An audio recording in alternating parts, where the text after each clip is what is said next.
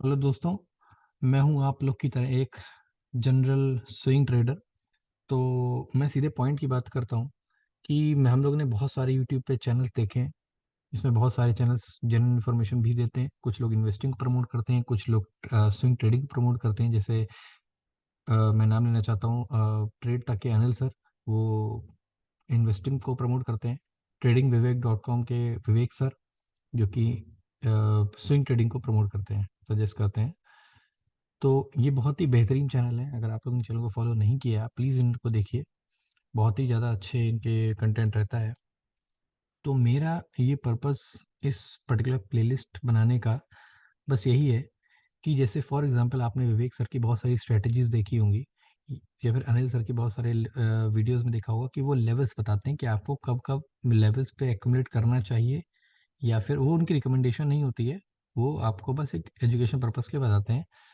तो कि हमें कब स्टॉक में एंट्री ले सकते हैं कुछ लेवल्स पे। तो मैं एक्चुअली स्विंग ट्रेडर हूँ, तो मैं इसलिए स्विंग ट्रेडिंग को ही बोलूँगा। मैं उनका एग्जांपल ही लूँगा। मैं जैसे विवेक सर की बात करता हूँ, उन्होंने जैसे बहुत सारे अपने जो उन्होंने पूरा ऑनलाइन अपना कोर्स हम सबके लिए यूट्यूब पे डाल रखा है। आप प्लीज़ उसको जाके चेकआउट करिए। बहुत ही अच्छे वीडियोज़ हैं, बहुत ही आपको वो इंसाइट मिलेंगी चीज़ों के बारे में।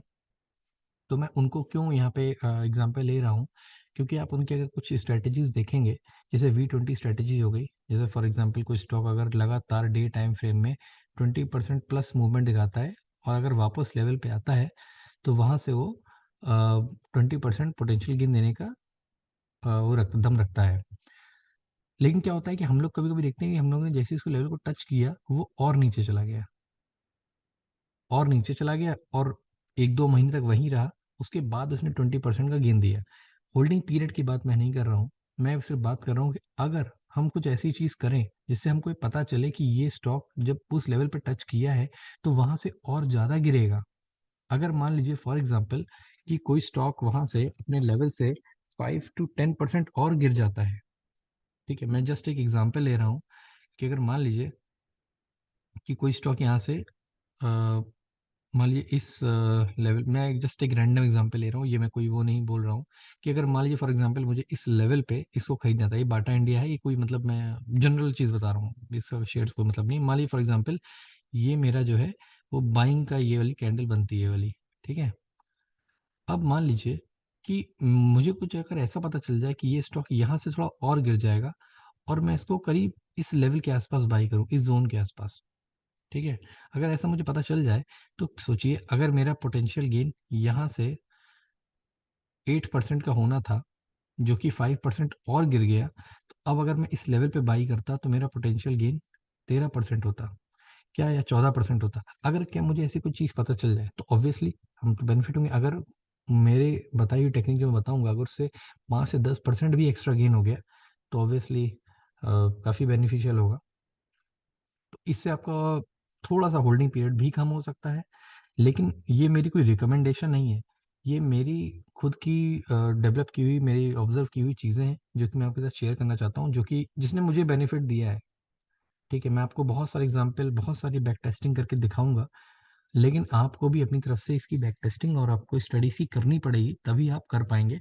बाकी मैं आपको डिफरेंट डिफरेंट स्टॉक्स पे आपको टाइम टू टाइम आपको वीडियो बना के देता रहूँगा, जहाँ पे आपको ये बता सकता हूँ कि देखिए अगर ऐसा हो, तब आपको वेट करना चाहिए इसके और गिरने का, या फिर अगर वैसा हो तो आपको यहाँ पे ले लेना चाहिए अकॉर्डिंग टू V20 स्ट्रेटजी और नॉक्सविल डाइवर्जेंस थ्योरी और cup with handle, what ever the strategy में भी। और जैसे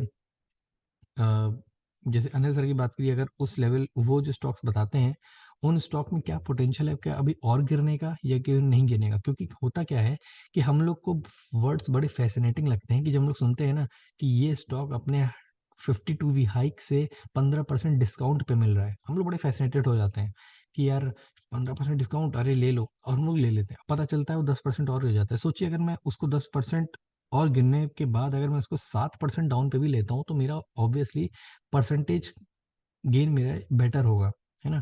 क्योंकि हम लोग को नहीं पता रहता है कि कितना गिरेगा, इस पे किसी का कोई कंट्रोल नहीं। लेकिन क्या कुछ पर्टिकुलर पैटर्न्स देख के हम इसको पता लगा सकते हैं कि और गिर सकता है? यस। यही मैं आपको ये सब चीज़ों के बारे में बताऊँगा और यही मेरा पर्पज़ है। मेरी किसी भी तरह की रिकमेंडेशन नहीं होगी और ना ही मैं किसी भी यूट्यूबर को डिफ़ेम करने की कोशिश कर रहा हूँ। मैं सभी की रिस्पेक्ट करता हूँ। सब अपनी-अपनी जगह पे बहुत अच्छा लोगों को नॉलेज दे रहे हैं और जो मैं आपको बताऊँगा उसके लिए आपको अपनी बैक टेस्टिंग ज़रूर करनी पड़ेगी। अगर आप नहीं करेंगे तो आपको समझ में नहीं आएगा चीज़ें। बाकी मैं आपको उन पर्टिकुलर चीज़ों के लिए गाइड करने के लिए हमेशा तैयार रहूँगा। अगर आपकी कोई क्वेरीज़ होगी तो नाउ अब मैं यहाँ पे क्या चीज़ें बताने वाला हूँ अपनी सीरीज़ में। सबसे पहले हम कुछ चीज़ें यूज़ करेंगे, जैसे नंबर 1 बॉलिंजर बैंड। हम लोग बॉलिंजर बैंड का इस्तेमाल करेंगे। मैं इन सब चीज़ों को जो बता रहा हूँ, उन सब के लिए एक सेपरेट वीडियोज़ बनाऊँगा, ठीक है? जो आपको हेल्प कर सकता है आगे चीज़ों को ग्रैस्प करने में, ओके?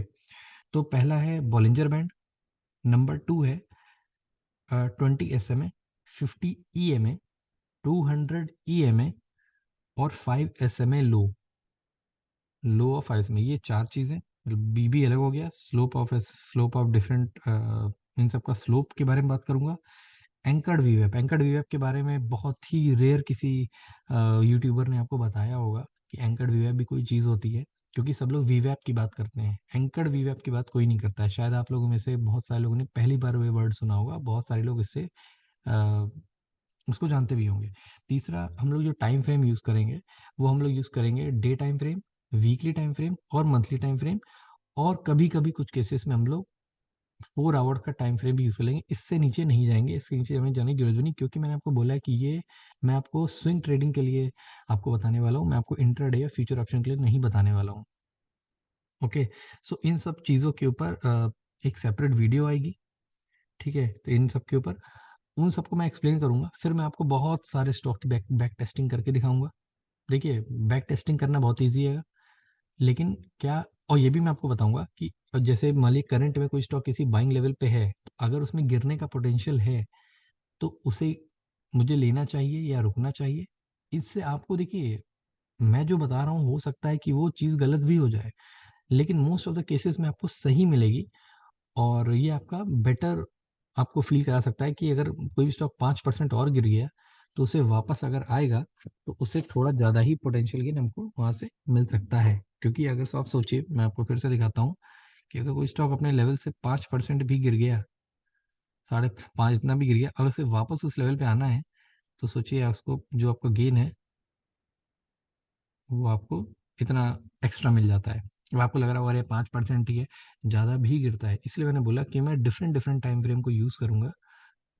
तो मिलते हैं अगले वीडियो में, जहाँ पे मैं आपको सारी चीज़ें ब्रीफ में बताने की कोशिश करूँगा जितना जानने के लिए ज़रूरी है और अगले वीडियोज़ में उसके सब्सिक्वेंट वीडियोज़ में आपको मैं उनकी बैक टेस्टिंग डिफरेंट स्टॉक्स में करके ही बताऊँगा। मोस्टली मेरा फ़ोकस रहेगा विवेक सर की बताई हुई वी40 नेक्स्ट और वी200 कंपनीज़ पे। इसके अलग भी मैं आपको डिफरेंट स्टॉक्स बताऊँगा। मैं आपको बता दूँ मैं सिर्फ़ वी40 नेक्स्ट में ही ट्रेड करता हूँ और वी200 में। और अगर आपको अलग भी स्टॉक्स में चाहिए, तो आप मुझे बाद में कमेंट सेक्शन में ज़रूर बता दीजिएगा। मैं उस पे भी आपको बता सकता हूँ क्योंकि हर इंसान उन 80 और लिमिटेड कंपनीज़ पे काम नहीं करता है। लोग तो बहुत सारी कंपनीज़ में काम करते हैं, ठीक है? तो मिलते हैं अगले वीडियो में, तब तक के लिए गुड बाय।